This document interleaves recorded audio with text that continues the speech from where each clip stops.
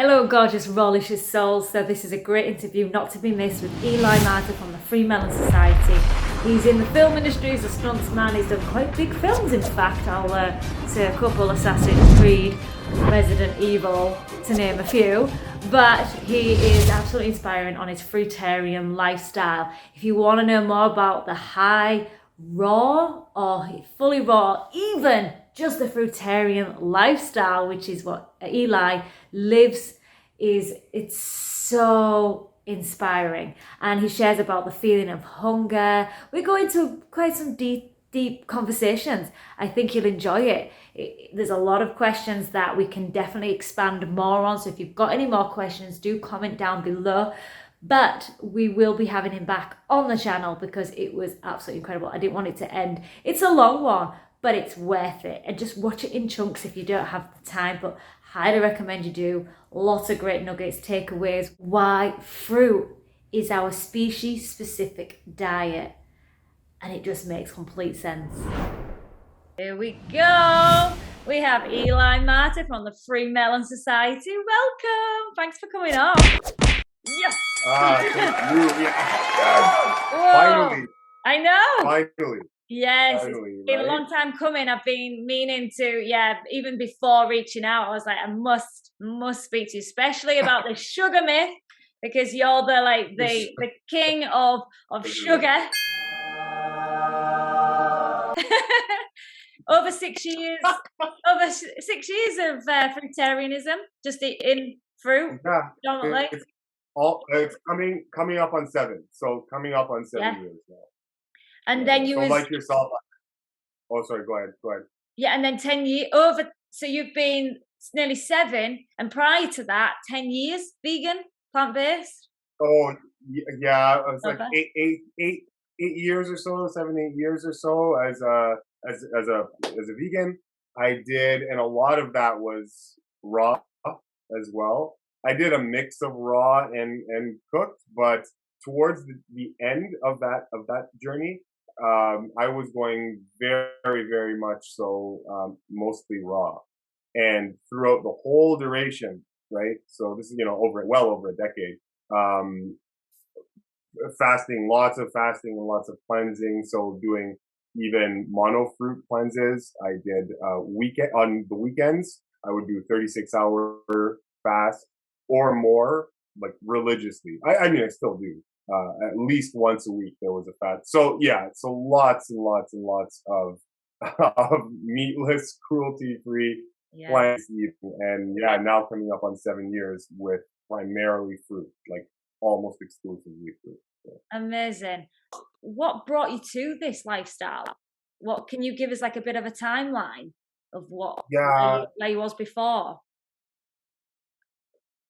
It's nothing. I mean, it was nothing shocking, or I wish I had the miraculous healing story. I wish I could tell you I used to be 500 pounds and riddled with infirmity, cancer falling out of my eye sockets, and then all of a sudden I healed. I don't have that story.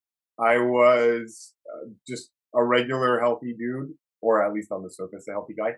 But I just happened to be a really good student, and I was very interested in how health worked, like how vitality worked, how eating and diet really worked. And because I had a couple little health complications there, allergies, I had chronic mucus and nasal congestion, dry skin, and just a couple like little nagging things, and it bothered me. And I started to research. A lot of my research, I guess, stemmed from looking into how the world worked. So looking into secret societies, how banking worked, the history of banking, how social engineering, social manipulation worked, the origin of the darker aspects of the religious stranglehold that subversive societies have on populations and countries and all that stuff. And so then, of course, naturally, you get into how these types of subversive industries and organizations control food.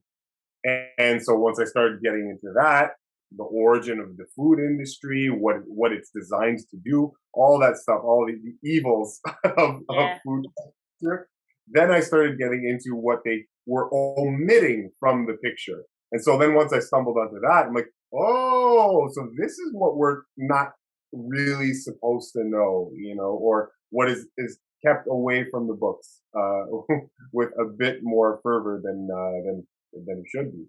So yeah, so I started getting into all that. So that was how I got into this. It was just research and reading, hitting the books, watching videos, lectures, lots of lectures, and all that stuff. So yeah, just being a keen student. Yeah, because do you feel that because you're a stuntman and being in that, you're in with the celebrities, you get to know a lot, and did that kind of also sway you as well? Because you're seeing a lot, you're exposed to more of the inside. Would you say? You know what? I don't think so. No, I mean I do. Yes, I work in the industry. I've been working in the industry for a very long time now, and yeah, we're very often, well, almost all the time, whenever we're working, we're around actors and actresses and celebrities and whatnot. But no, I don't think that had much to do with my interest in getting better health, because that would make sense. How do I become more beautiful? How do all that in front of the camera? And that happens to be just a positive byproduct of enhancing the quality of your life with good diet and food and whatnot. Yeah. But that wasn't the first thing on my mind. The first thing on my mind was developing a clean system and a clean body, because I was very interested in my spiritual development as well. So I was interested in really cleaning up the channels of elimination so that I could have access to the deeper levels of my higher functioning. I started getting into astral projection and spiritual work and mental reform fairly early as well. And so once you have a couple of non-physical experience, and not with the use of any sort of drugs or hallucinogens or anything like that, just all under your own power, right? You have one or two of those, and that is enough to change your life completely. And Yeah. so that's what happened, and it made me interested enough to want to, continue to understand what all this was. Yeah. I was actually referring to, but that is a good, I was referring to the inside stuff, what's going on, for a lot of us, the conspiracy, with all Yeah, the inside information. I mean, was you exposed to, I won't go into great depths in this one because I think that's for another video. Um, yeah, for but I'm curious to see if you was exposed to just even some of the BS, because you are in with the famous, the elites, you could argue. Mm, Yeah. Did yeah, you get exposed yeah. to some of that and start questioning, hang on, there's some dark stuff going Right. on? I'll tell you, yes. So a lot of the time you get access to scripts, so you can see what's in the scripts ahead of time. Looking at set design. So very often you'll, because you're there on set, you can actually go up and just see how the sets are designed. Very often, little things jump out at you if you've done the research and you know what Yes. symbol not to look for. So Yeah. that is very interesting, where you've been on set and just kind of exploring how the set's designed, what things that are meant to stand out and be Yeah. perceived. And so yes, Yeah. Because I that's what I was definitely meaning. Was felt you was you first exposed to like questioning because you was in the industry, or was that happening before? So that came about before you oh even. Oh, that's a good question. No, no. I was in the industry because that's just what I love to do. As a kid, I was into drama, and I also started training gymnast. I was a gymnast, martial arts since I was really, really young, and so just my love for drama and entertaining Yeah. combined with the physical skills that I was developing, that just kind of got me into But the did stunt but side of did you of get things. the so what I'm saying is like when you decide, when you found out these deep introspect, to trying to find out the truth. You're a truth seeker. Did the truth seeking come before you was exposed. I think what I'm seeing here, you was always curious before you even went into the into the films. So you was already curious about this way of living, this lifestyle, the darkness of it all. So you was already curious before that. And then, because I was thinking, did you get onto this path because you were seeing a lot of the truth whilst you was in already, but you'd obviously done it before because you have a curious mind. So it seems like it started before you even went into the industry. Yeah, so that's what I was more curious to ask you. That's a little bit, probably a bit deep for some of some people. No, that's okay. Yes, that curiosity started well before I actually got into the industry. Yeah. But my training for the job started when I was a kid. Yeah. So by late by late high school, I already knew that I wanted to get into film, and at that point, I was already like fairly curious. When I started getting grade 11, 10, 11, I was starting to get into a couple of different books. And then by university, then I just started really becoming an avid independent researcher. Yeah. And so I was already into the research then. And then later on, once I was done university, I graduated from York University with a degree in kinesiology. And so by that point, then I got into the film industry. Wow. Yeah, I was just seeing like the timeline of it all. I know it's a little bit not clear because for those that'll understand, they'll be like, what they're talking about. But it's just knowing the truth. When you go down this rabbit hole and you're seeing how, the way the world is run and the food industry. And I know we'll focus more on the food side. And this is where we'll go on to actually the sugar myth, where there's these concerns of, you are predominantly who you are. You're living off pure fruit sugar. And could you just share a little bit about what you eat on a day-to-day basis? What's your go-to fruits and how many times you eat a day? Sure. Do you do intermittent fasting? I'd like to know what sort of a day of eating is like, and then we'll go on to the issues with what people feel of the sugar myth.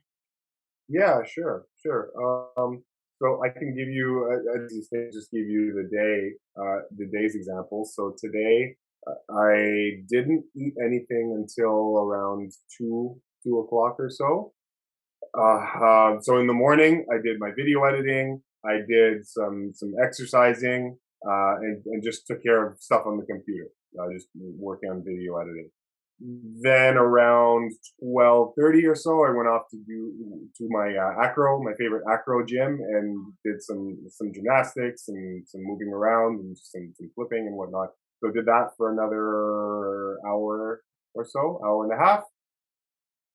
Then some grapes, so a small Tupperware of grapes that I ate on the way home. And then when I got home, I had about 4 mangoes. And so far, that's it. That could very easily be the end of my eating for today. On another day, let's just say maybe I eat again around now, because like right now it's evening time for me. It's morning time for you. So I don't like eating later just because it doesn't feel as great, especially the morning after. It just doesn't feel as great. So I try to avoid it. But so my meals can be in small eating windows. Let's just say a 3-hour eating window, 3 to 4 hour eating window. I'm very likely to get all my eating done in a window that size. That's not all the time. Sometimes it could be 2 meals a day, or 2 small eating windows in a day. So maybe I eat from 12 to 2, and then from 4 to 5, or 5 to 6, or something like that, right? So generally, in terms of my frequency, it's either 1 meal or 1 meal window a day, or 2. That's generally how I break down the eating. As for what I'm eating is always, well, not always, but vast majority of the time is a mono meal of whatever fruit. Pick fruit, I eat it, right? And of the high water content fruits, I don't usually go for the high fat fruits. It's not that they're off menu completely. It's just that I don't go for them nearly as often. Uh, so as for what I eat, yeah, it could be grapes. That's a meal. It could be mangoes. It could be pears. It could be melon. It could be any whatever it is. Apples. A whole bunch of apples is a meal. So it's usually a mono meal. If I'm combining fruits, excuse me, then it'll be a mono meal followed by another mono meal with a small break in between. So Okay. that's generally how I eat. Generally how I eat. Mixing up fruits together, over time, it just lost its appeal and its attractiveness. I just found like maybe it's just because I'm super lazy. I don't know, but it just seems so natural and intuitive, and it feels great to just have one particular thing and eat that in its isolation. It's something about it just seems very, very correct, and that's how I live. So it's fruits, usually mono meals, almost all the time mono meals, and either one or two eating windows in the day. Yeah. For some people, they would be Yeah. like, "Wow, they're starving." Do you like? Do you Oh, find that yeah. you don't have this hangry? Being hungry regularly? Do you Mm. feel? It's like because people are like when they first transition, they do. I get a lot of my clients saying they're hungry, especially with eating just fruit. Did you have that in the Yeah. initial stages, or was this because you've transitioned over time? Yeah, and this is true. This is, people aren't making this up. This is a real phenomenon. Just get more hungry, especially if they're eating just fruit and not accustomed to the more densely packed, calorie concentrated foods that is more in culture. So, do if you're asking me, do I experience it? Not in no, not in the same way that the average person does. And the reason for that is because your your efficiency ranks way up when you cleanse the body of all of the impurities that get left behind when we take on too many adulterated dietary practices, right? Which Yeah. which culture has made normal. Okay, so it's like the world is not your friend in this regard. At every turn, they seek to compromise your health, whether willingly or not. Okay, so it's not that the vendor across the street is evil or No. anything like that. Yeah. It's just that has been set up, regardless of how evil or conspiratorial you think this is. I deal with it. All right, the structure has been set up to make you sick because it's marketing. It's adulterated corporate food that they want you to eat and buy. I got a bit off track there. So okay, now what was that? I digress for a second. No, What it's was I good. It's getting about into? you don't get. I think you're saying you don't get that hunger because you've Yes, cleansed your body. yes, the hunger. Yes. So the point is, when you divorce yourself from that whole spectrum, okay, from that whole branch of adulterated corporate Yeah. foods, then what happens is your body reclaims its lost efficiency in absorbing and utilizing for a sustained long periods of time the energy that it needs from natural whole good food. So, I mean, this morning, for example, it's 2 o'clock. I've already done a workout in the morning, and now in the afternoon, I'm flipping around and just doing all sorts of stuff. I haven't had any food, no water, and you feel fantastic, right? You just feel fantastic, and again, it's not how much nutrition you can jam down your esophagus, right? That's not where the energy comes from. Where it comes from is how cleanly your tissues are, or how clean, excuse me, your tissues are, how unencumbered the channels of elimination are, how unencumbered the energy channels are, how unencumbered your metabolic channels are. When all of these systems in your body become a bit more purified from waste products, metabolic waste products and old rancid oils and hard calcified whatevers and rotting pieces of carcass and hoof and whatever garbage we're eating, right? When all that stuff just gets out of there, then all of a sudden your body starts to just wake up and it starts to be able to use energy far more efficiently. And so that's what happens. And with the hunger, so that to address your hunger question, um, what generally when we feel those hunger pangs or that achy feeling in the stomach, right? That is not hunger, and that's just something you learn by experience and even intellectually learning, just knowing what your body is actually saying and telling, and learning how to recognize those cues. And that feeling is not really hunger. That's just a result of poisons and toxins working themselves out from the last meal that you had. And so, if the character of your food is not overly acidic or acid producing, if it's not toxic, if it's wholesome, raw food, what you find over time is that going for a period of time without food doesn't result in the cranky, annoying, biting type of hunger pangs in your stomach. What ends up happening is you just end up feeling a very calm and placid emptiness that feels very good, that feels nice, and that allows you to just enjoy that for however long until food comes along and say, okay, yeah, sure, I can eat right now. But you don't have this like this nagging, gnawing, like rapacious type of attitude to eagerly get to the next meal. It's not as much like that. So it's a tough question to answer because it's almost like how do you tell a blind man what the color red is like? Yeah. And it's something you need to experience for yourself, right? Mm. Yeah. And it's just gaining that knowledge over time. Yeah, gaining the knowledge, having that awareness, and then going, okay, let's get back to the intuition side. And that's really a lot of it is, I talk about is the two ways we have a psychological response and a physiological response, and with my clients, I just say like, a lot of it is just we've been programmed, we're listening, or if you're hungry, if your belly's growling, you've already been programmed to go, right, I need to eat now, right this minute, right now, instead of just being patient. We're in a society of instant gratification. There's a lot to it, but like you said, over time, once you start to experience, okay, this is to get back to natural foods.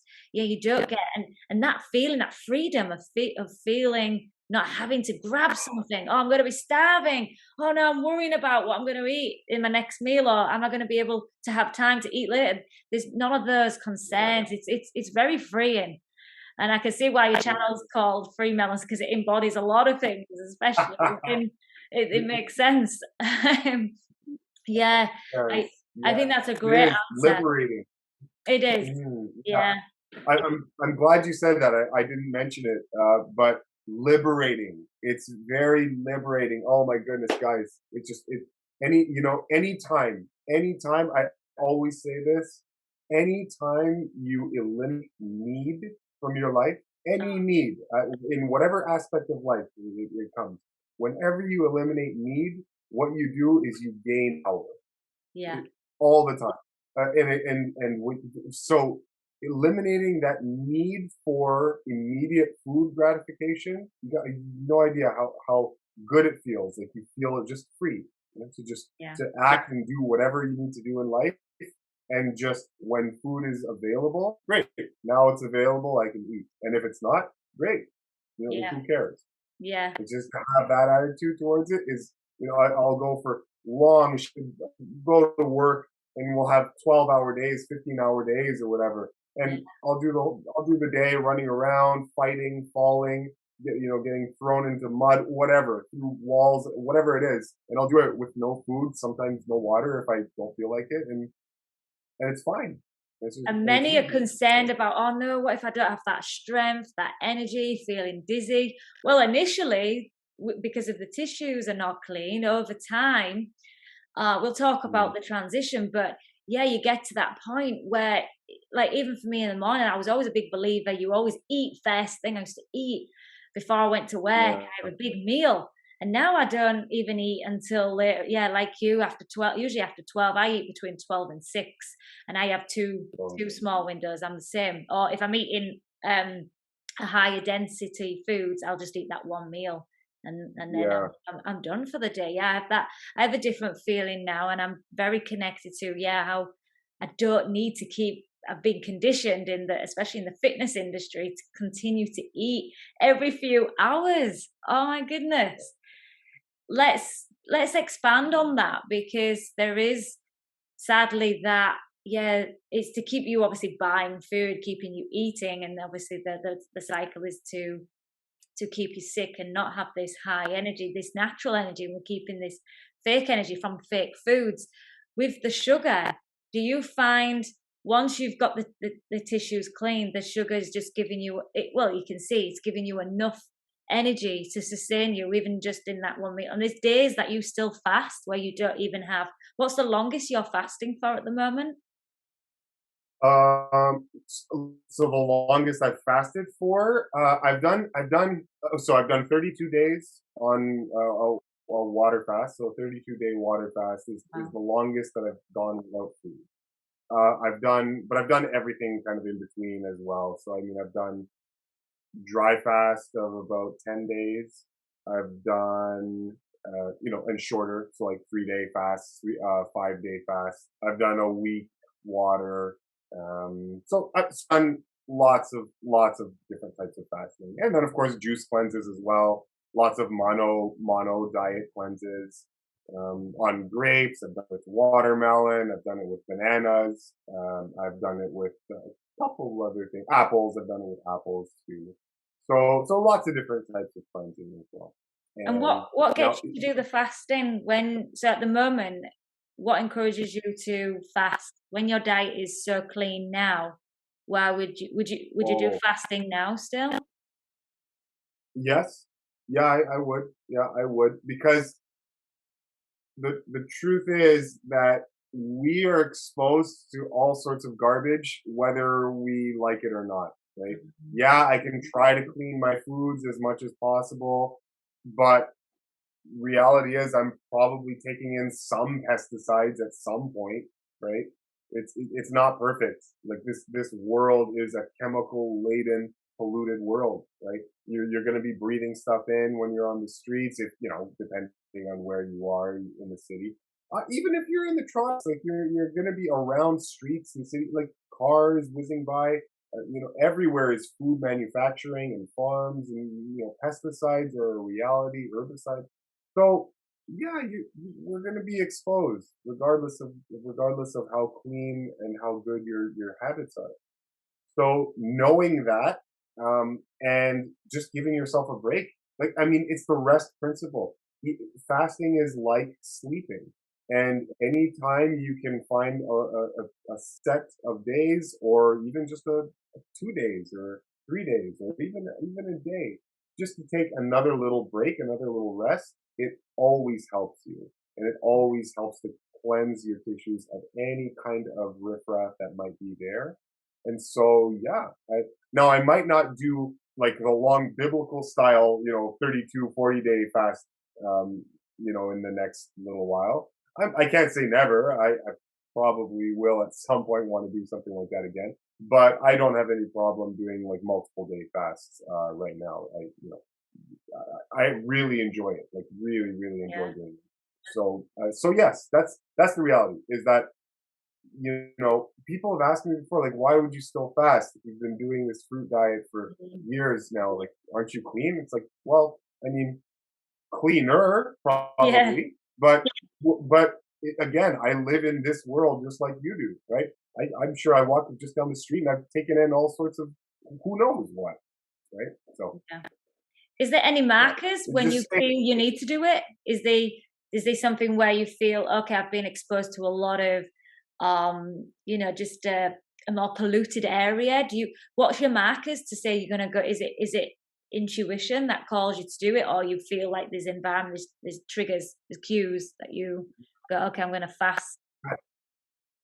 yeah, that's a good question. The last several times where I have done the fast, it was because it's going to sound weird, but it was at a point where I was like, I think I'm sick of food right now. I just want a break.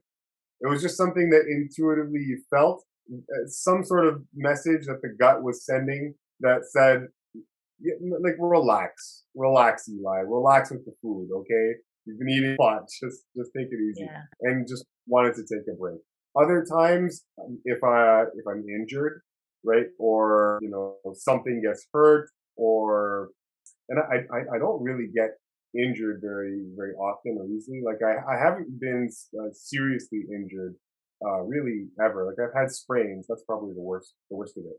But let's just say I don't know a little bit of tension in a shoulder or something. I worked out in a way like gave a weird tweak here or there. Maybe that is a good impetus for me to fast Yeah. and just be healing. And so whether it's like a little irritation, injury wise, or whether it's just some feeling that comes around every once in a while where it's like food can take a break, Yeah. and you feel good taking a rest. Those are the cues that I'm looking for before I fast. Yeah. That does not include just a casual weekly 4 hour or 36-hour fast. That can happen all the time. Yeah. But I'm talking about something like 3 days, or 3 days, 5 days, anywhere around that mark. Yeah, that's what I was referring to with the intuitive feeling or being injured. Yeah. Mm. Great. And calories, you don't ever concern about calories. You don't ever count your calories. It's not an interest. Yeah. I'm the same. I never have, not for a long Yeah, time. not really, not really. I do it because, like yourself, I'm in a position where I'm running a YouTube channel, so people will Mm. ask that question all the time. So by necessity, you want to be curious and like, okay, just have an idea Yeah. of what gives you how many calories. And so yeah, getting familiar is a good thing, and that's because you can answer questions. Yeah. But if it's from like me personally, I mean, I don't really care whether it's what I feel that I'm over consuming what I need for the day or drastically under consuming. Either way, I don't really care. Like I just because I know that whether I'm overeating or undereating, I'm still eating things that are physiologically compatible with me, that I'm optimally designed to eat. And so I know I'm not like poisoning myself if I'm on the overeating side. And if I'm undereating, well, it's very difficult to undereat, to be honest. I mean, we have access to food 24/7. Let's Everywhere. be real here. Yeah. So yeah, and once you already know and have experience that, yeah, I can go for 5, 10, 15 days without food, then yeah, okay. So you have an experience like that under your belt. It doesn't really become a stretch of the imagination to conceive that maybe I could go with just one small meal in the day. And if I don't get anything for the rest of the day, okay, who cares? Just eat tomorrow, right? Yeah. So, Because some are concerned, you always get the ones that are concerned. I have clients, I don't want to lose too much weight, or I don't want to lose all this muscle, or I don't want to yeah. gain. So, yeah, I find, I mean, what's your response? I will ask you what your response is to that. What would be, if you've got the ones that are concerning of losing too much, what ends up happening with the body? What have you found? You don't, because you're Yeah, been stable for a long time in your weight, you don't count calories, you don't measure. What happens to the body? yeah, Why is yours remain stable? that's a good question too. And with the thing is, it's a real concern because there is almost no way to avoid the initial dip in weight loss. That's that's like that's a guarantee. And I get that question all the time. Like that initial weight loss and even sustained weight loss for God knows how long, because when you're on this cleansing diet, your body is in nature's hands, okay? And she is going to do whatever she wants with your body. If she feels that things need to go, they're going to go. And that, whatever your subjective interpretation or feeling is about that, is completely irrelevant. The difference that I felt I had was that I was very much willing to completely surrender to whatever that process was. And it pulled all sorts of weight off of me, all kinds of weight. But I didn't stress though. Like I didn't have a stress response. I think that was really key. But so to answer the question, how do you deal with um, the concern about losing weight when you're on a diet like this?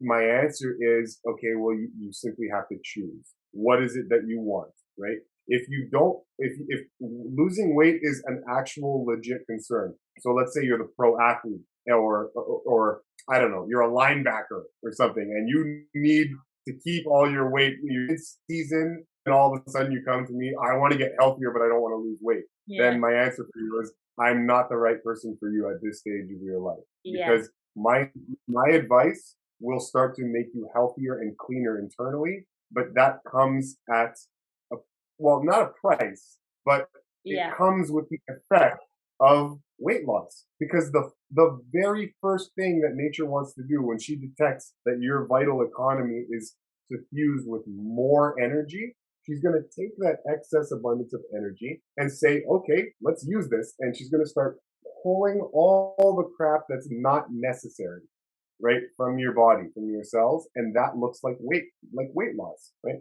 Disease has a mass.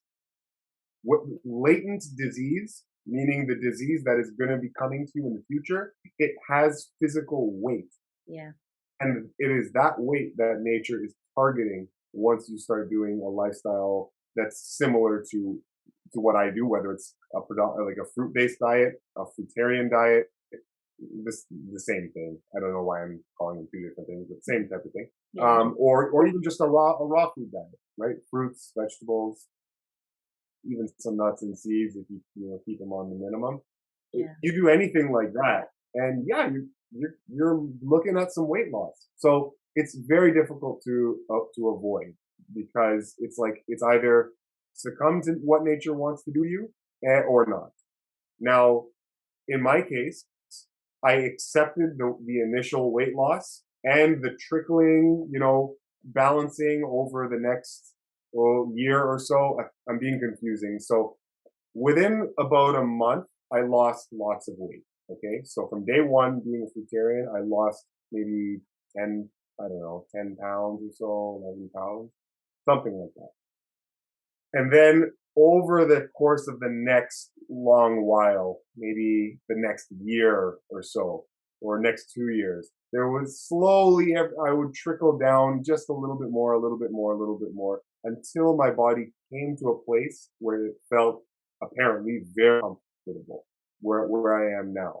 So what that means is, as of now, if I were to go on a juice cleanse or even like a short fast or whatever, my weight doesn't change. It just stays pretty flat, like regardless of what I do.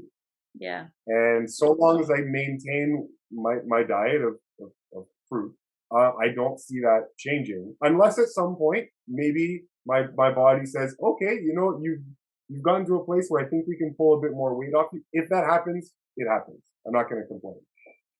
But as of right now, it seems that for some years my weight's been very stable, regardless of all the cleansing and fasting and whatever I do. But initially, there's no telling what happens. It's going to look like weight loss for sure. It's going to look like symptoms. It's going to look like your energy dips up and down. Who knows? I had, a week I had just weird dandruff, just flaking all over my head, and then it went away the next week. So whatever. This is just what happens, right? Poisons are going to start coming out of your body in whatever way they do, and you have to be willing to accept that. Yeah, you've got to look at what is more important. What do you value? If your health is your health is important. For those that want to gain size, I have clients that come to me because they see the strength.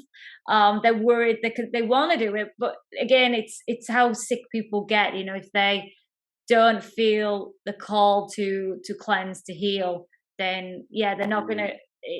they want both. They want to keep the size. I was the same when I did my juice cleanse. I didn't want to lose my muscle mass, but I knew I had to choose one. I had to choose one or the other. Health, cleaning my tissues out, losing the muscle mass temporarily. Mm-hmm. So that isn't for you. That's not even your concern. It's not something that health is more important for you and how you feel. So that overrides, you gaining. You even look great. I mean, look at your skin, look at your eyes.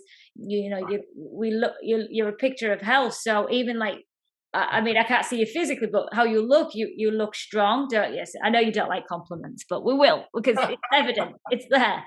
But you're an example of someone that is really healthy, and but there are concerns that people wither away on the fruitarian lifestyle. Even the raw vegan, they so for someone that is concerned about not being able to keep their size, well, again, it's what they if once they've cleaned down, the detox can be a messy path. You will have these detox symptoms, and it can scare people. I will get onto the sugar myth in a second.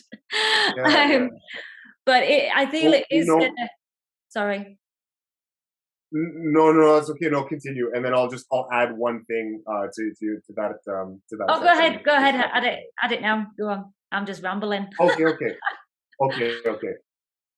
So let me add one thing to that. Yeah, you just reminded me, and it's a good thing for people to know that the transition is very important for many people. So I missed saying that earlier. If you wouldn't want to jump into something like what I'm doing too quickly or too harshly, depending on where you're coming from. That's pretty important. So if you're an anything goes, whatever eater, the pizzas, the lasagnas, the croissants and the breads and the puddings and the carcasses and the horse hooves, the sea creations, just all of it, whatever. And then all of a sudden you just want to jump into a raw food diet. That is not going to work for many reasons, right? It's the energy that you start to liberate on a diet like that, it will start to pull poisons aggressively out of your body, and that tidal wave of poisons all trying to come out simultaneously, that can actually do some damage, right? You wouldn't want to do that. You would need to be much more delicate with how you transition into a raw food diet. So that's something to be. I'm glad you've said that, disclaimer wise as well. Because you do get those are all or nothing. I was the same. I was I was 6 years high raw, raw till dinner, and then I would have a cooked.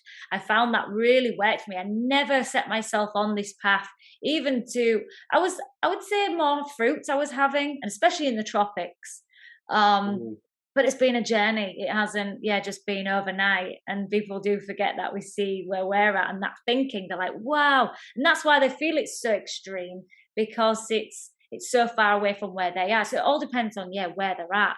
And starting to remove, especially animal products, get them out your diet. There would be my first oils, and then incorporate more raw foods, And like for me, just living in the tropics, that's another big reason why I moved here. The fruit is so abundant. Actually, I'll touch on that with you, because there is, there's challenges for you. You're in Canada. It's, how do you have a different mindset? But let's talk about when you did transition. You didn't live in the tropics. You've lived in Canada pretty much all your life. Yeah. So how did you deal with that transition and being in the cold and eating fruits? Yeah. Well, there's not much of a story there, to be honest. Like, I don't know. It's easy here. Like, it's easy here, man. Like, we have everything. Like, we have, or at least I find. You have a good mindset, though, Eli. You have a brilliant mind. I think a lot of it's mindset. I do find I want to be careful here, but men are just like, when you want to do something, you quit the excuses. I think women create more, well, like that as general women. Oh, but we have more. I feel like we have more attachments as women. I feel like Okay. we create more Yes. challenges than what's necessary. But you have a great mind. You know, that's a great mind to have. And yeah, I feel that's what a lot of your strength is that mindset. And through reading, you know, you've done a lot of Oh, reading, and that's I feel has helped. yeah. That's, I can definitely say that when I started doing this, and I'll get back to the question in a second, but when I started doing this, I had I had every confidence imaginable. Like I was so sure-footed. Like there was, like once I saturated myself with enough understanding that when I started to do what I'm doing now, the fruitarian lifestyle, it was, it was all right. Greater. That's it. I mean, Yeah. this is common sense. My life is now, different, and I never looked back. And it was easy, and it was easy, I think, because I didn't allow myself for there to be another option. It was, if you don't have any options, then you have no choice but to pick from those options. So when dinner time came around, and I'm hungry, like, all right, well, I'm a human, so I gotta eat. I gotta eat my food. So let's go find some fruit. And those were my options. So it's like, all right, well, that's what I have to pick from, because everything else wasn't actual food. That's just how I oriented it in my mind. Yeah. Supported with a good amount of understanding. So for me, it was not hard. I mean, I live in a city, and there are stores. There's grocery stores around here. So one way or the other, I'm gonna make do. I never found it too difficult.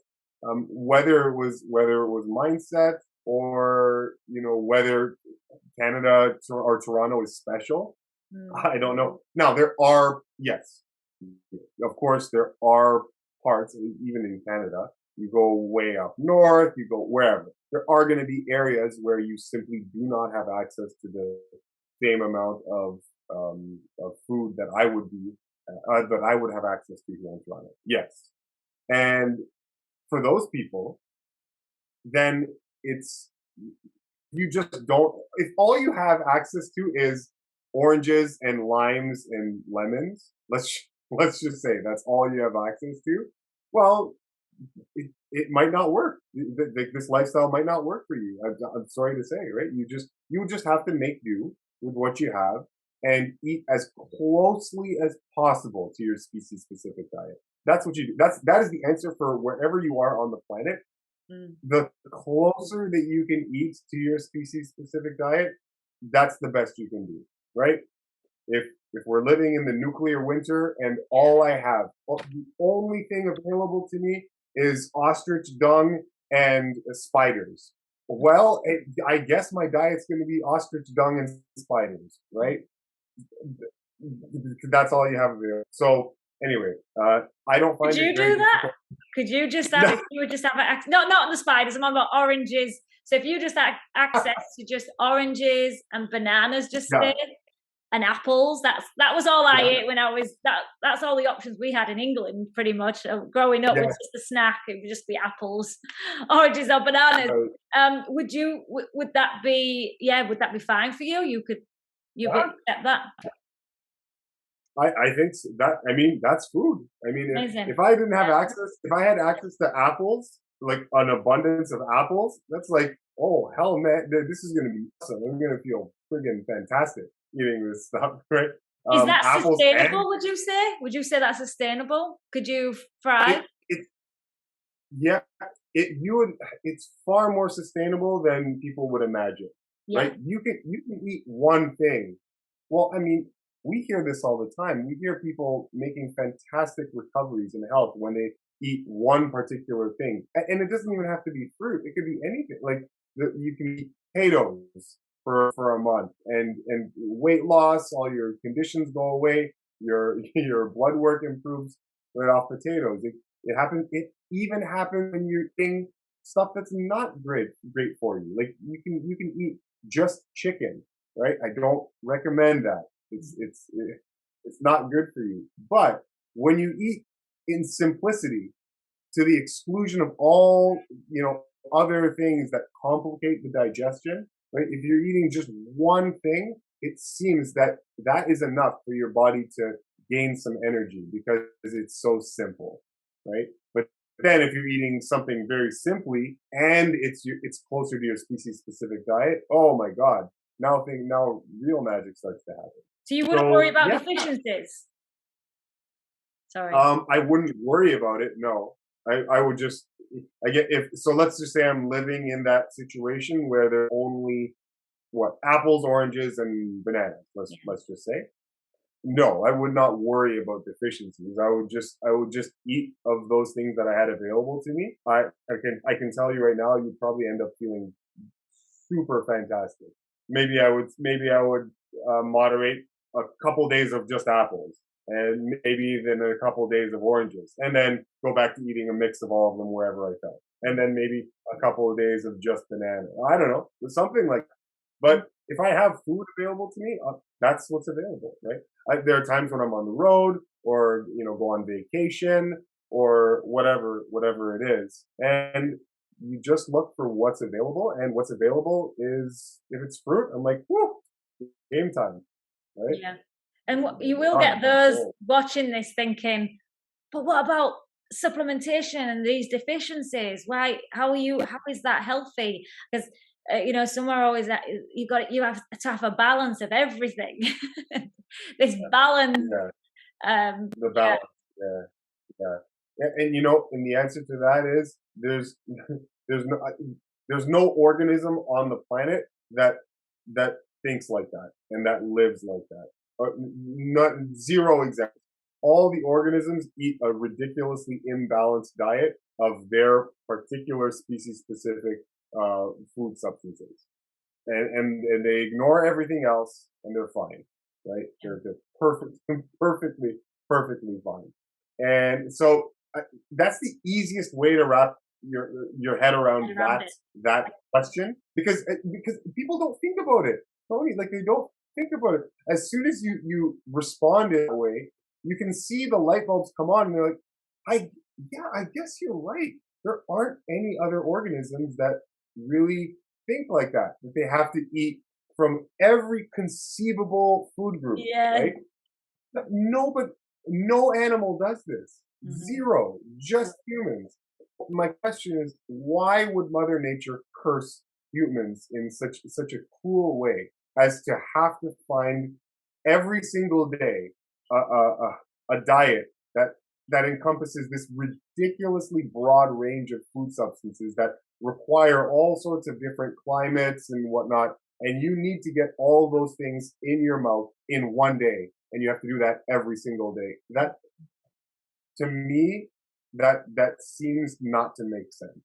Yeah. There's something about it, just, Yeah, yeah. When you you know what just I mean? focus on the species specific, if you find out what we're, yeah, but there's arguments even with that though, Eli.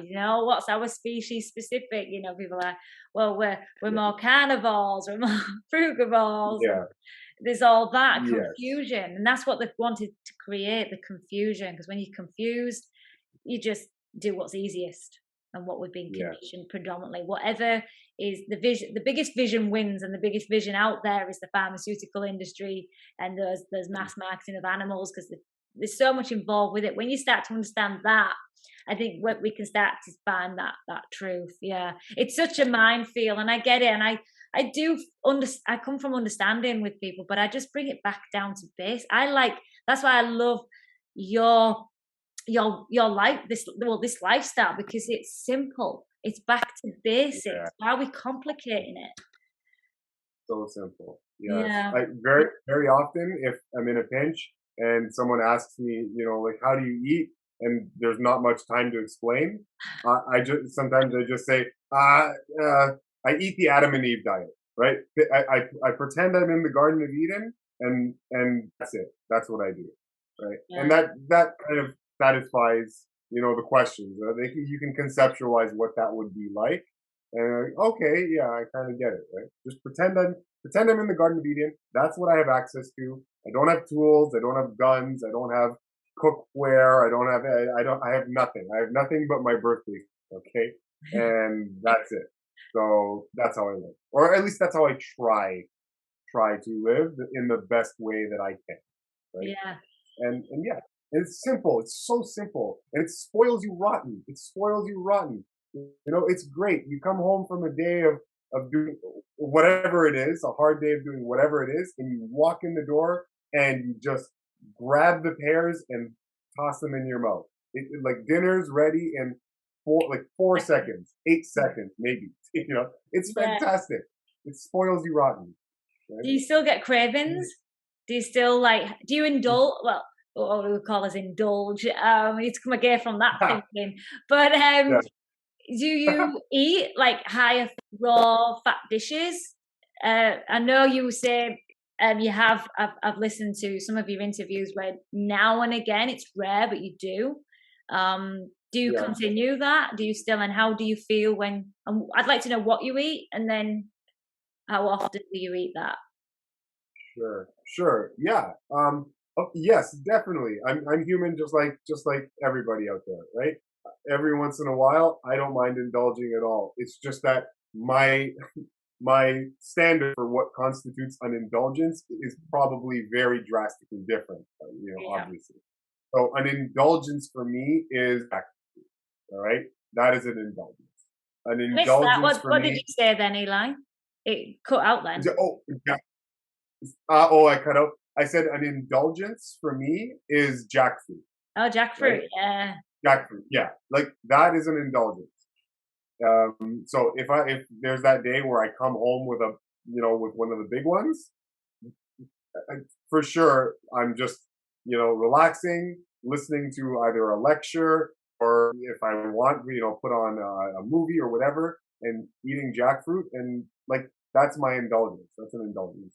I can do the same thing with durian. That is definitely an indulgence. That's probably where the higher fat aspect of my indulgence capacity comes from. It's Mhm. either going to be durian. I don't usually do avocados much at all, and that's just because usually I just don't tend to want the vegetables as often, and it's something that just kind of happened naturally over time. Yeah. I don't mind it. I don't mind having a salad or a veggie mix. What I like experimenting from time to time. So if there's something that I come across that I haven't tried before, like a raw food mix of some sort, then I might get curious. Like, oh, okay, I should try that. I should mix it up and see how it goes, and then maybe that'll give me an idea for when people are looking for food and meal tips, right? Yeah. So just broadening my base of what's possible, food Yeah. combining what. So yeah, I'm curious just like anybody else. So I don't mind doing that when it comes along. But if it's just me that I'm looking after, yeah, the indulgences are probably just jackfruit, durian. You don't have nuts and seeds. You don't. You don't want nuts and seeds. Why is No, that? Why do you no, feel? not really, because I've had them so many times, and like with experimenting with them, and it's just that I've done it enough times that the feeling afterward of eating a nut heavy meal is just so it's just so encumbering. The day after I'm weak. You feel slow, sluggish. It feels like a brick that just Yeah. sits in your system. That's how You I'm. got to imagine. Yeah, yeah.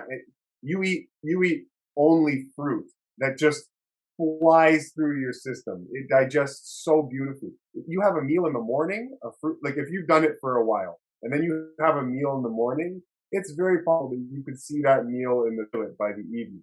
Like your digestion works so well, and then all of a sudden Yeah. you throw a glob of fat down, even if it's natural, like even if it's nuts and seeds or avocado, it doesn't seem to matter. These high fat foods are still very difficult for your body to break down.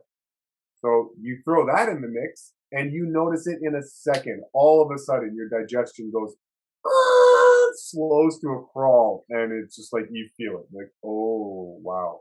And so I've just done the experiments. I've been thinking, okay, what if I eat just nuts? And then it doesn't work. It's like you feel all those things I just mentioned. I'm like, okay, fine, okay. What if I combine nuts with just lettuce, and tomatoes or something, you know, same thing. Oh, Yeah. okay, fine. Oh, what if I use carrots? Okay, carrots and radishes and a whole bunch of like roots and tubers that are all raw. What happens if I eat heavy nut meal with all that? Combine it well, you know. So, but it's always generally the same result.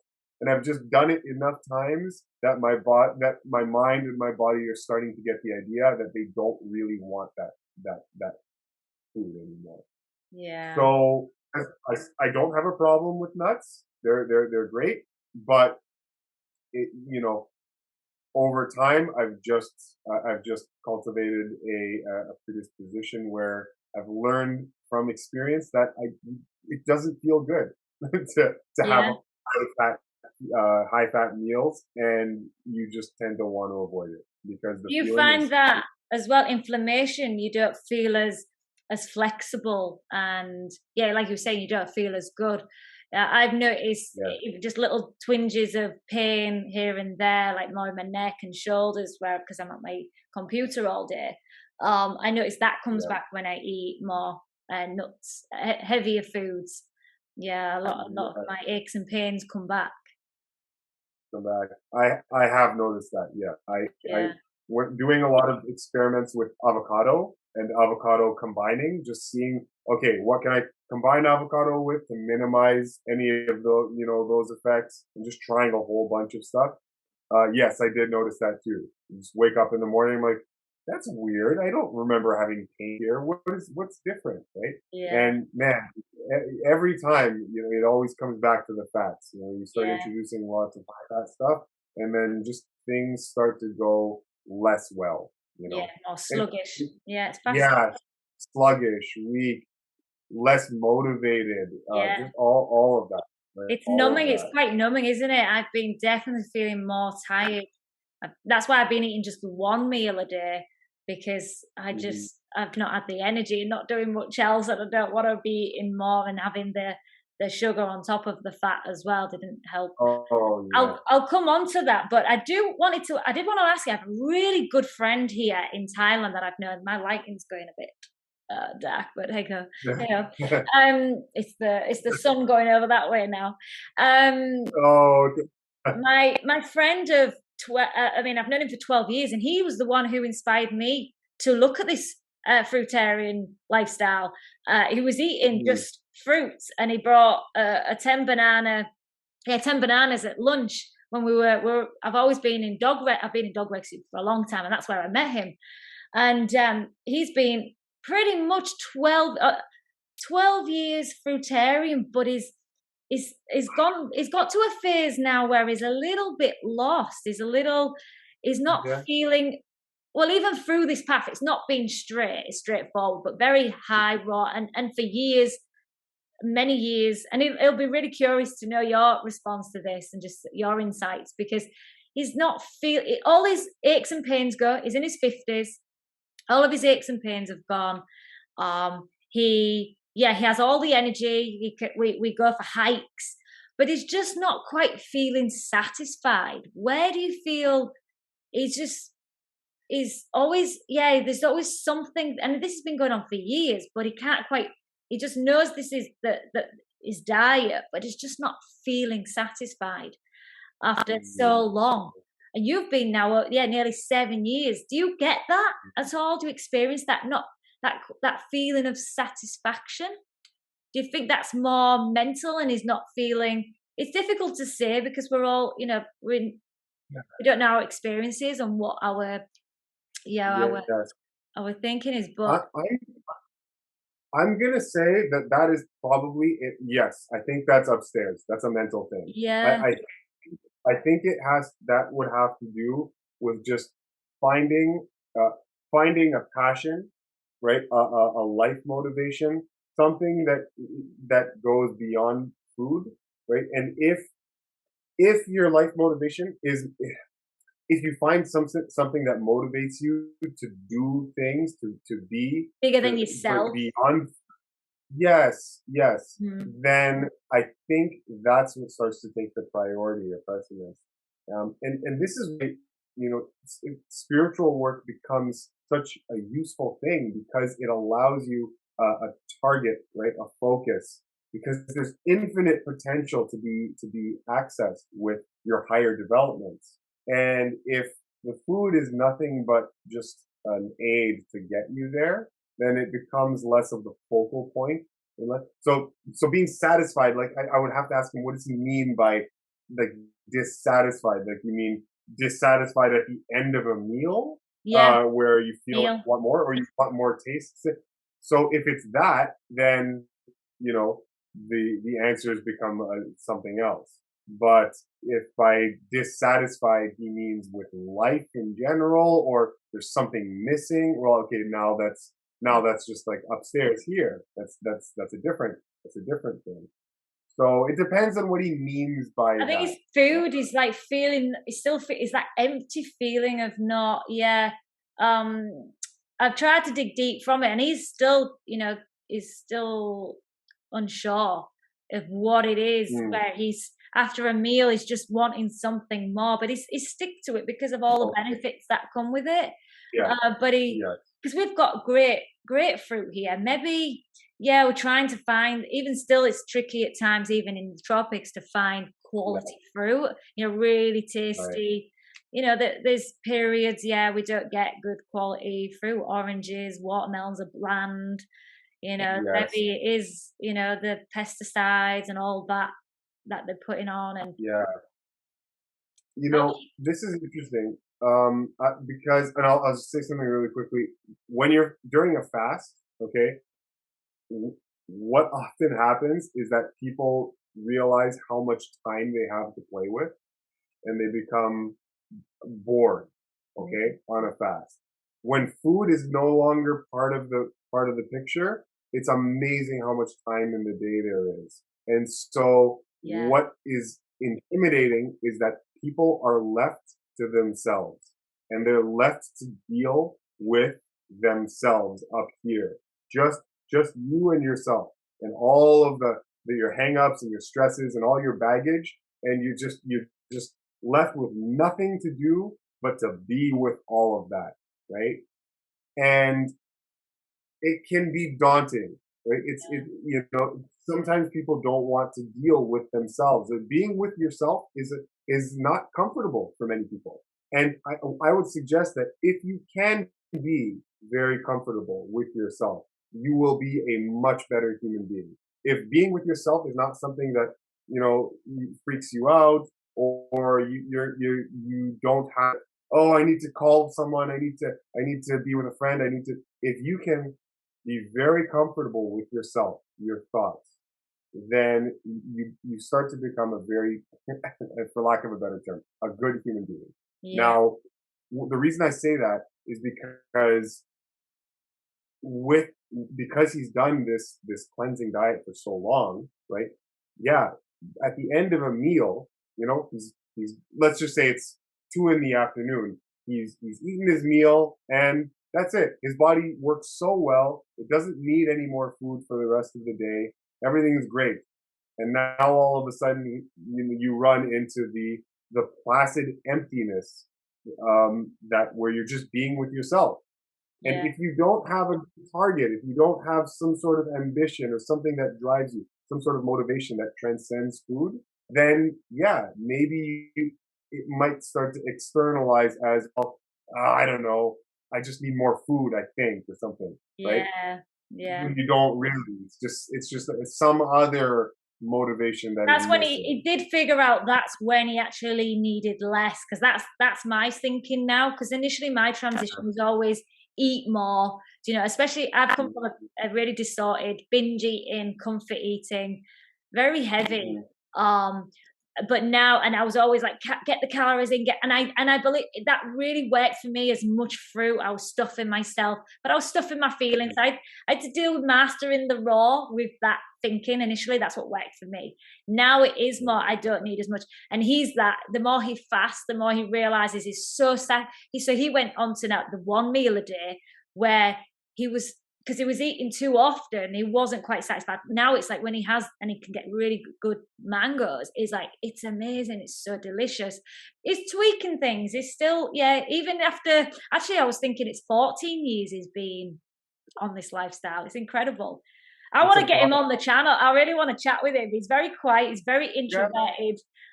He keeps himself to himself, but he's a great soul. He teaches me. He's like you. He's really intelligent, well-read, really digs deep.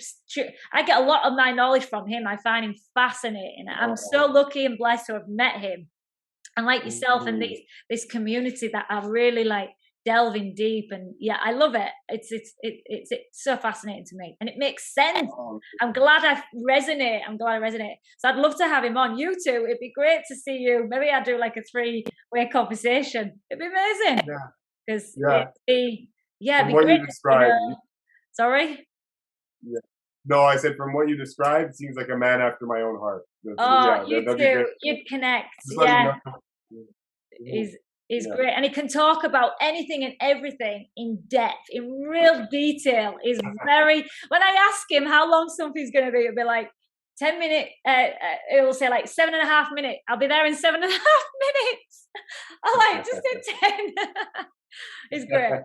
But can we just touch on the sugar, just because this is I think it's the biggest concern for many with the sugar issue, and I want to ask you a couple of questions on some. Yours is, it makes sense with yours. It's all sugar. You've got no conflict because you don't have the fats. It's very low fat, and you don't have any problems with your teeth. You don't have any problems with I've seen your videos. If anyone wants to check his videos out on the testing of your glucose levels, amazing. There's no concerns of pre-diabetes, diabetes. So you've proven, you've done the tests from a pure fruit sugar.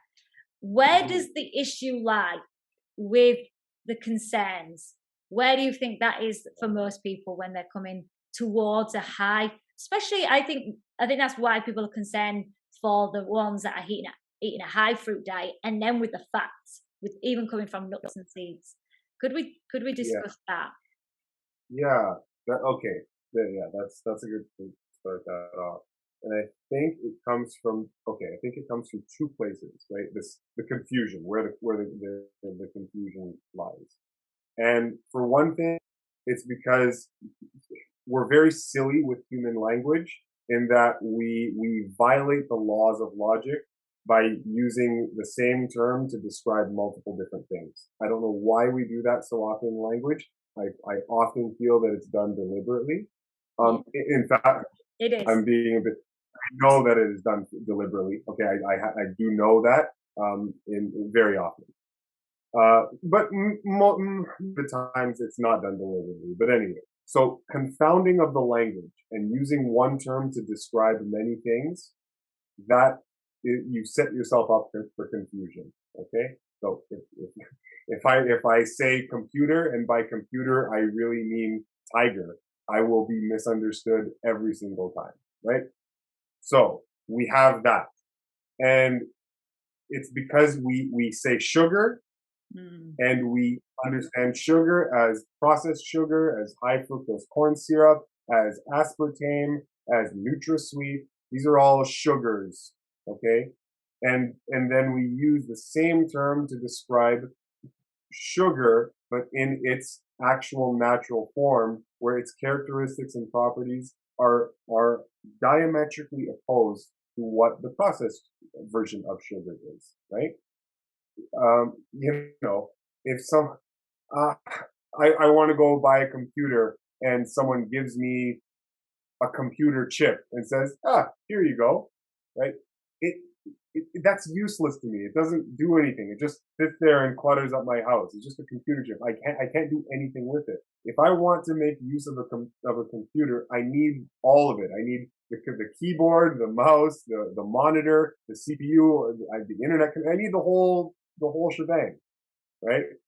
So when processed sugar is like the computer chip in your system that's trying to it's useless without everything else that it's supposed to come with. Okay, and when you eat an apple, when you eat an orange or whatever, any food, plant, a potato, onions, whatever it is, then you're eating the sugars in their full natural complement, right? It's the full computer with the monitor and the keyboard, so your body can do something. But processed sugar it's a waste product. It's a poison, and it's not natural. When unnatural substances go into your body doesn't like it. It doesn't recognize them as anything in particular. What it does is it sees something that is a fragmented bit of life.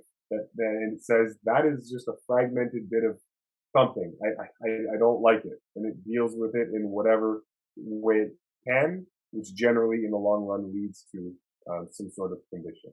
Okay, so that's the first confounding thing, is that we use the same term to describe way too many different things, and we set ourselves up for confusion. Okay. The other thing that confuses the scenario for us is that dietary culture, again, has been set up in such a way that is to make you sick. And they use a combination of food elements that naturally are never paired with one another. So you never find high concentrations of sugars and fats together in the same food. It just doesn't happen. But that is very normal in dietary culture, even in the health community, to cook. So cooking with oil, right? Anytime we cook with oil and we throw carbohydrate-rich food in that pan with the oil, we are mixing concentrated fat with concentrated sugars. And again, sugars, right? Carbohydrates, like simple or complex carbohydrates. And it is that mixture that is enzymatically incompatible with one another in your human system. Okay? So because we often mix high fat foods with high carbohydrate foods together so often, and it's so normal, right?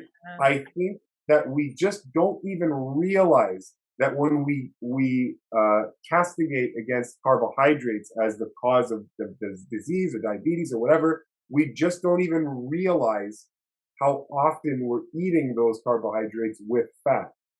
And it is the fat that is the problem.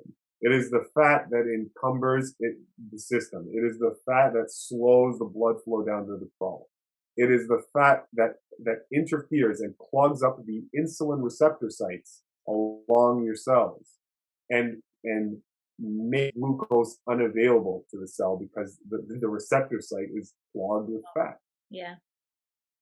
And your body is designed to eat one particular thing at a time.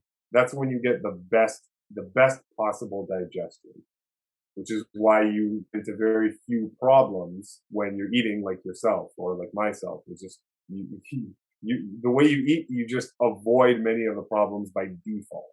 Okay. Yeah.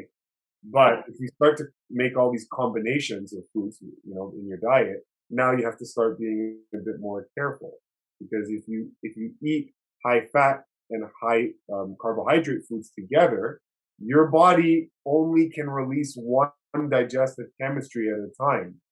And so fat and carbohydrate require different mediums, different digestive chemistry to digest. So when they come down the tube at the same time, your body has to say, "Oh my God, okay, I don't know. I'm gonna try to digest that," but it ends up releasing a digestive chemistry that's somewhere in the middle to try and compensate for these two polarized things coming down. And what ends up happening is incomplete digestion, because it would rather digest pure carbohydrate-rich food or fat-rich food. It would rather do one or the other, and doing both, it just adds problems. Yeah. So those are the two reasons why, in my opinion, I think we're so completely confused. Is because we're mixing carbohydrates and fats together in culture so often, so ubiquitously, that people don't even realize it, Yeah. And then the other is confusing language. We're bamboozled by the same use of the same term, sugar, to describe 1,000 different things. And so now we just lump an apple into the same category as, sugar. table Yeah. sugar. And it's like, Yeah. oh, come on, this is ridiculous. Yeah. I Incredible the that's way you've broken that down. It's very clear, very easy to digest. No yeah, pun yeah, intended. yeah, yeah, Yeah, amazing. yeah, Wow. I mean, yeah, yeah, and I think when you get that confusion out, again, it's part of all the confusion. And I mhm, think this is where mhm. people we get lost. We get lost in it. Yes, and adding on to that, because again, if you ground yourself in some basic principles, it becomes very difficult to be confused. And I like to say that it's actually easy to be intelligent, but it requires a lot of effort, and it's very difficult to be stupid, right? To Yeah. be dumb, because you have to take on a lot of things that violate common sense. And you have to take on all these weird contradictory ideas that don't resonate with your natural innate feeling. Mm. And if you simply just ignore that and go with the natural innate feelings, you're very often led to intelligent choices, Yes. right? Yeah. That's what I mean by it's easy to be intelligent and harder to be unintelligent. But it's also And the attachments, isn't it, though, Eli? People have these such an addictions and memories. Everything comes as food holds memories. People don't want to let go. They don't want to believe. They don't want to believe it because they don't want to let go of these foods, yeah, these these overstimulating foods. So there's a lot in play. But yeah, it's where they yeah, want to be in how they want to feel, and if we can show so many of the benefits and come away from this sickness, this sick world that we're yes, in, it's the only path of restoration, isn't it, of thriving. absolutely, absolutely. And and we're not we won't get there until we have some surefire foundations to stand on. So most people right now do not know what they are. Yeah. Like if we don't know what we are as human beings, you can imagine you will be confused forever. If you don't even know what your species is, you will be confused forever. You will float haplessly like a butterfly. Like, oh, keto, oh, zone diet, oh, high fat. You'll just be all over the place. You won't know, right? The reason a cheetah is not confused is because the cheetah knows damn well exactly what it is. It doesn't matter how many people come around and tell the cheetah that it needs to eat cocoa puffs, right? It's just gonna say, get the hell out of here. I'm a bloody cheetah. I'm gonna do what I'm gonna do, right? Mm. And until we have that confidence, knowing exactly what we are, we too will be just utterly confused. So, yeah, there's that. When you know what you are and you can intuit what you are and what you're eating makes absolute perfect sense given your physiological and biological tools, when when it makes that much sense, then that tends to take care of all of the problems. So now, when someone tells me that fruit is oh, that's too much sugar, oh, diabetes is the I'm a human being. I don't have a choice in the matter. I have to eat what nature has designed me to eat.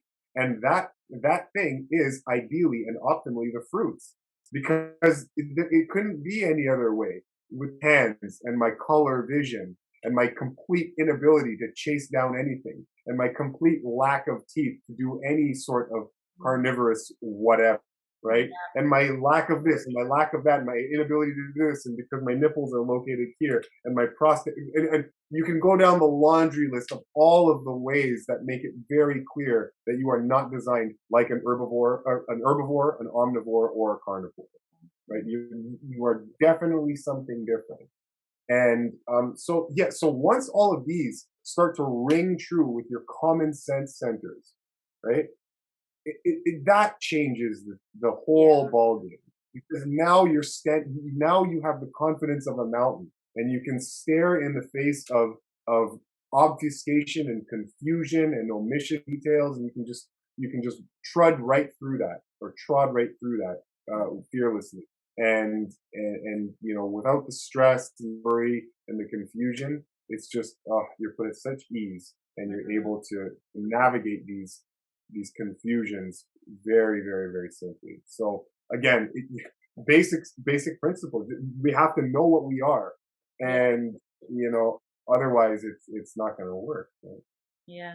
And that keeps it, yeah, I think that makes total sense. If you can just look at just look at the animal kingdom, what they're eating, Mm, brings it back yeah, to yeah, simplicity. How do you find in yeah. your social, just to end on like the social side and your, who you surround yourself with? Because you've got many friends that live this lifestyle, or is it, do you, when you're going about, how is life for you? What's a day and day life like for you, Eli? Because you're still it's a unique, it's a unique. Well, although it's the most basic and simplest, and like I say, common sense diet, you are Yeah. a small number. Yeah, it's funny, right? It's like, because what I do seems like the most drastic, radical thing Yeah. imaginable, but I look at it and it's like, but I'm doing the most basic, logical, and seemingly normal. What could be more normal than apple eating, berry eating, melon eating? But they're What just could be snacks, more? Eli. In England, where I'm from, Yeah, Yorkshire, it's just a snack. You're not having them as a it's a snack. meal. Yeah, I know. But okay, so do I have friends like with me that I can associate with, like physically, that do what I do? No, nobody. Like Yeah. all I know one or two people that are that come close, but not very, very few. Most anyone that I know is in an online community. Does it That feel that lonely? Do you feel lonely at times? No, I no, I don't feel lonely though. No, because I mean, I still have lots of good friends that connect with me on all sorts of levels that just don't have anything to do with food. Yeah. And when it does come time to do the food related thing, it I just don't eat. I just don't eat, or I just bring my own stuff if I need to eat at whatever the occasion is, and it's great. I had a great event. We went to a pool party, huge pool party with a whole bunch of industry peeps, and it was fantastic. Everyone was having a time. We watched a screening of a film that tons of us appeared in, Mm. and so it was fantastic. It was fantastic, and you know it was not an issue. We're just Yeah, it doesn't have to relating to each involve other. food, does it? We Oh, always no, events are always evolved around food, and we're so like yeah, I've disconnected from that. I'm like, I don't have to go somewhere and eat.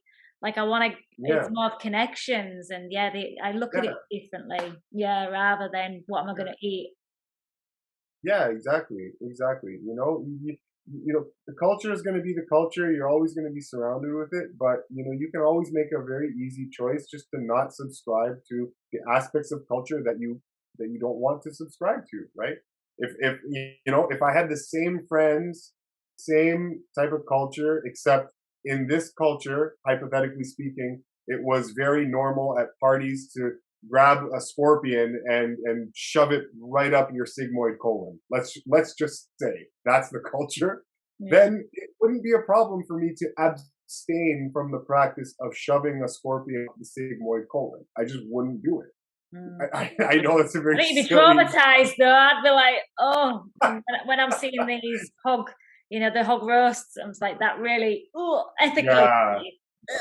But yeah, Yes. you detach, you don't. Yeah, I think I You think just don't it's do a great way to coincide, isn't it, and have this peace, and way of living. Like you say, you don't have to subscribe to that. Yeah. You Yeah. choose You don't. what Yeah. is good for you. Yeah. And where Exactly. can people So, find you, Eli? What channels do you have, and where can they find more about your lifestyle? yeah. Yeah, well, it's I'd say I'm a simple guy. It's just my YouTube channel. That's really the only platform have and maintain. I do have an Instagram channel, or what do you call it? I have Instagram. Instagram.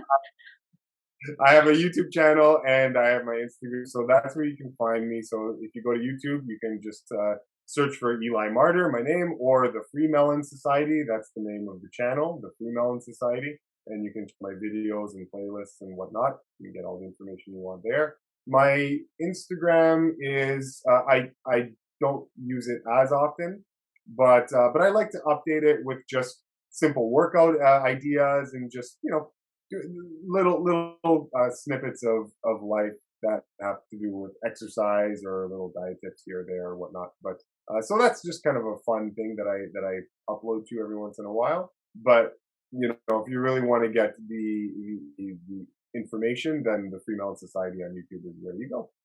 Fantastic. Thank you, Eli. Thank you for sharing your wisdom and your lifestyle. And yeah, it's amazing. Really inspiring. Thank you so much. So no problem. No problem. I'm really happy. Any takeaways you want to give to aspiring fruitarians, or just even incorporating, a high fruit or high raw vegan, diet? Yes. Yes. There is one thing I could say. One thing I would definitely say is, first of all, if you decide to cultivate this type of lifestyle, then have fun with it. All right, experiment, have fun, and when you have little departures from what you believe you'd like to stick to, do not guilt yourself. Don't feel badly about trying different things. You're gonna want to do these things. You're gonna want to experiment. Have fun. It's a time of discovery, and the joy is the process. Right? Yeah. You're not going to be getting to the end mark at any time soon. But your friend's not there. I'm not there. There's no guaranteed end mark.